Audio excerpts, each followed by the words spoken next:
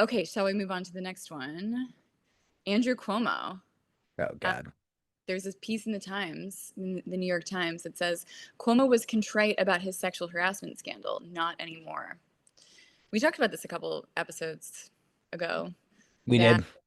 yeah, that um, he doesn't have any. I think he went on the debate stage in the mayoral debate and said that he doesn't have any regrets. And I think when we talked about it, it was like, well, sadly, no one really cares so much about it anymore. So that's probably why he doesn't have regrets or why he doesn't care, because he doesn't think that it will actually materially impact him, because people are they don't care so long as they think that he can make their lives more affordable and stand up to Trump. Like Yeah. they'll gladly vote for him. What do you I think? think that is the standard. That debate was wild. Really quick, the only clip I saw of that debate was them jeering at. There's a socialist candidate who's like in number two Oh, right now in New York. yeah. Yeah, and they were like, "Would you go to Israel to address the Palestinian genocide?" He was like, "No, you're hiring me to be the mayor of New York. I'm gonna be in New York, helping New York." And every other candidate was jeering at him, and I was like, "What's wrong with you people? We're Yeah. not hiring him. He's not taking a position as a judge at The Hague. He's not the pre. Totally. Like, what do you? He's the Totally. mayor of New York, and we have a rat problem. How about we deal with the rat problem? What does he have to do with the Palestinian conflict? It's not. He should make sure that both Palestinians and Jewish people have a voice in New York and they're safe in New York. But beyond that, why would he go to? Is like, what's wrong Yeah. with you people? Sorry. It's Anyways, no, I totally agree. And bizarre. I actually, the more I see about Zoran, the more I like him. But I know that's not a totally popular opinion. But I Well, think that what they're you're trying, in you're in you're in the second majority. yeah, but I think that they're trying to pit, like, I think they're trying to pit Jewish New Yorkers against him and say, like, Yeah, here's this they Muslim are. guy, like, he doesn't care about Israel. And there's some New Yorkers who will just vote about on Israel. They're like a single issue voter, and they're like, Yeah. if somebody is not a Zionist and is not just like do whatever it takes to protect Israel, they're out. So I think that's why they're trying to get him on that, to be like, he supports terrorism and he supports, but he doesn't. Like he was outspoken when the Jewish people in Colorado the other week. Like he's Mm. very like, but they want to depict him, I think, as being someone who's like a crazy Muslim, like Arabic speaking social communist. Yeah. They really are trying to peg him down that way. I've had clients recently being like, I need to know your position before I hire you on Israel Palestine. And I'm like, one, that's not what your case is dealing with. But two, my position is anyone who calls for genocide on either side, I don't want to know. Yeah, yeah, And they'll be upfront to be like, well, what do you think a call for genocide is? And I'm like, there's a lot of them, but if it involves killing off one population or the other, that's it. And they'll be yeah, like very specific. Do you think from the river to the sea? And I'm like, yeah, that's a call for genocide. So is make the whole thing glass. That's a call for genocide. There's a U.S. House of Rep who said that, and it's like that's a call for genocide. You yeah, should be arrested. You're like a You're calling for a war yeah, crime. You know. yeah. Um. And yeah, it's a bizarre time. Like to be It's quizzed. people are very. I feel the same as you, but most people I've dealt with are either like so pro Israel that they're like whatever it takes, or so pro Palestine that they like are not taking into account like all of the complexities of like what led to this whole situation in the first place. Yeah, my LinkedIn is an ongoing like hate crime war with Yeah. like two camps of people essentially repeatedly calling for genocide. And I it's wild. And these are otherwise I would have said good human beings, you know? Yeah. Yeah, totally. Crazy times. It is. Okay. So this is the final story for today, which I thought, so this is really interesting. I was on a panel earlier this week with this woman, Victoria Burke. I don't know if you've Ooh, heard of her. sounds She familiar. she passed the this legislation in California that require if someone sues for defamation in the state of California, so like let's say a Harvey Weinstein-like character is sued for defamation.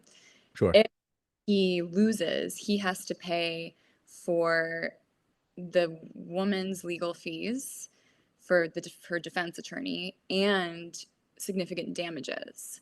So this passed in California. It just passed in Oregon today, and it's making its way to passing in New York. I think it just passed the Senate in New York. So it's not signed into, and so she's going state by state. And she was, I guess, what happened to her is she was drugged and assaulted and like woke up with like vomit all over her and like her just every it was bad. And she was telling friends about it, and they were like, "Be careful, don't talk about this too much Yeah. because he could sue you." And she's like, "What? What kind of Yeah. like twisted logic is that? That like he did this to me. I woke up in a pool in of my own vomit with my like breasts out, not knowing what had happened. I barely knew the guy, and I have to be careful that he could sue me and bankrupt me if I ever speak about it. Like, that's just insane. So that's why she has started passing this law. And it's interesting because I've seen in my work, certainly people can make things up, right? Like, you can, like, that does happen. But there Rare, but it happens. yeah, Yeah. situations where people tell their stories, and the people who don't like the stories, who are very rich or very powerful in some way, they hire a law firm and send dozens of insane cease and desists. I've gotten a few cease and desists in my life that are Sure. I read them and I'm like, this is so angry. Like they're Yeah. so angry in these letters and the things they say. It's actually funny. One time someone called me a lawyer called me a wannabe influencer. Ooh. But I thought it was quite I thought it was You have quite a very broad reach. I don't even think that makes. I think you probably influence more than you aggregate views. Like your change is yeah. very tangible. Thank you, Vince. Yeah. No, it just was at a certain point you just have to laugh because I'm like imagining the lawyer like angrily typing the and I know part of your job as a lawyer is like you have to forcefully convey things in language to defend someone Sure. at times, but like um but so yeah, I've seen all of these scenarios where people know they're not going to win the case, but they send all these cease and desists, or they file the lawsuit as like a weaponization of the legal system because they know that that will scare the other person who doesn't have the same type of like money to spend on defense lawyers.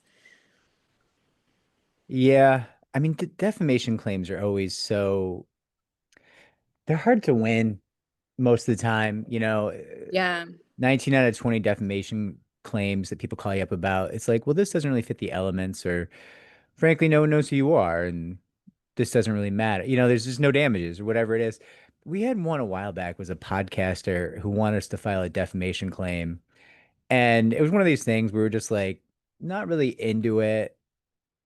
It was an hourly case, and there were some allegations. And the allegations did appear to be like faked, like geographically, it didn't really make sense. People, I think, had like location data on where people were. So, like, the allegations probably didn't happen, but also, like,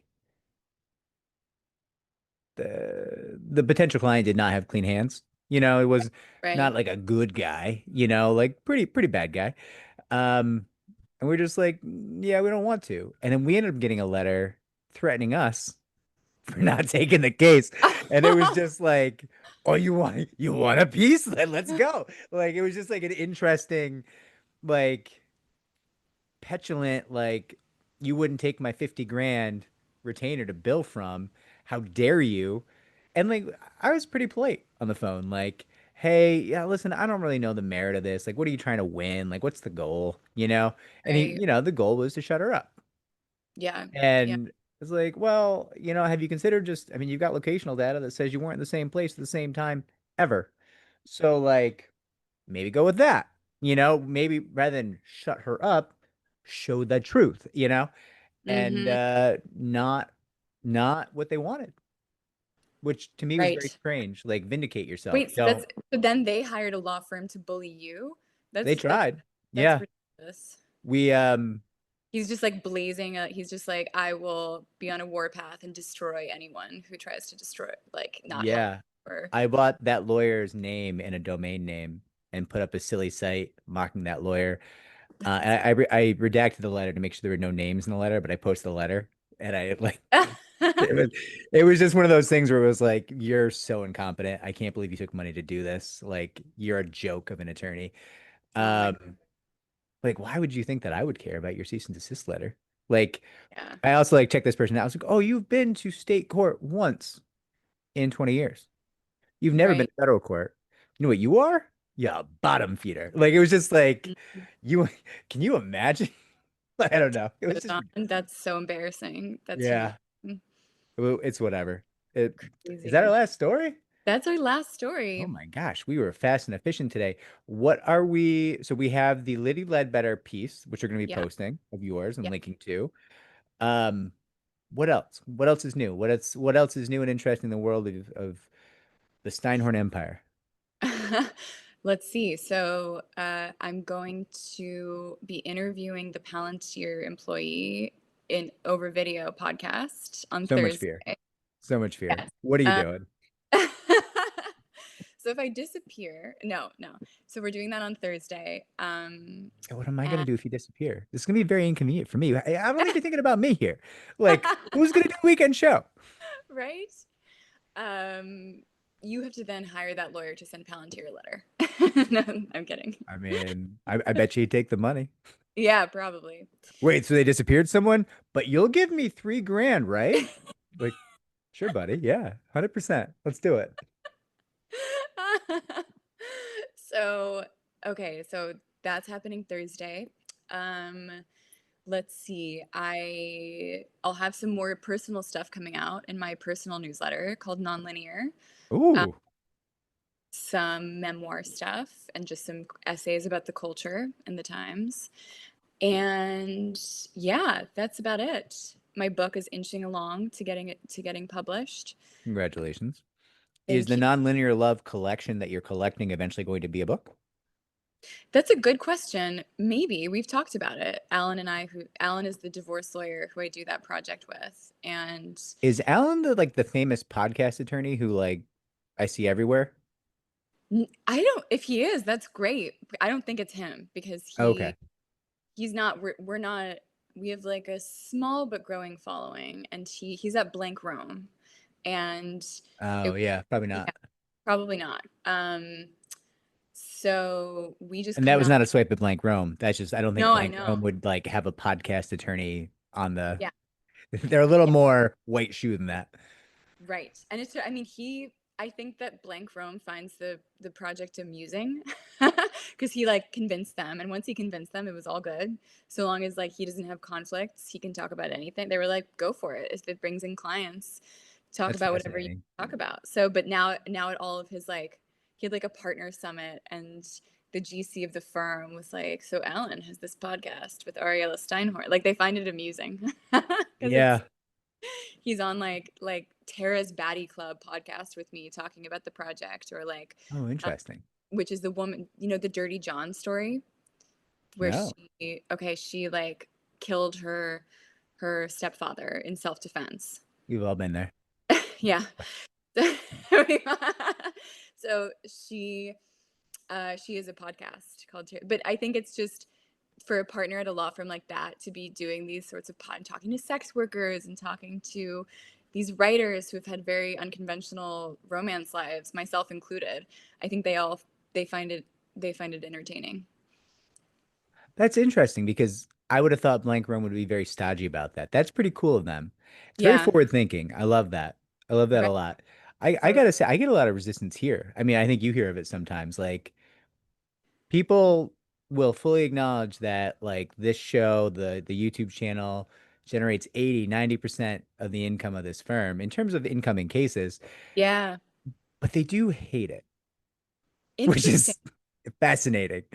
Wow. Yeah, it's Well, really great that you're helping people. We just hate the way you talk while you do it. what? Yeah, Like other lawyers say this to you? oh, 100%. And Probably lawyers it's within the maybe. firm, pretty good about it. Lawyers Yeah. outside the firm, like, you're disgusting. You are trash. You are a bottom. Like, I get a lot of hate for the channel, a lot. And I'm just like, okay, but I mean, you're kind of poor, so I guess I maybe, you know, I also think you're just ahead of the times and like you're I don't know. It's this is just where everything is going. Everyone's going to be on YouTube, yeah, Instagram, you TikTok, help people. Substack, like, and Just go help people, prove you want yeah, to help people. And then if they want to, they'll hire you. Like, don't, it's like, probably a little bit of envy too, that response. I think it's envy.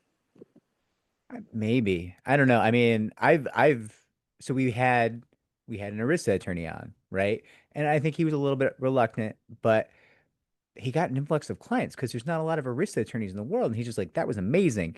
And then he Yeah. introduced like a PI attorney, and the PI attorney was like cool about it. And he's coming on the channel, right?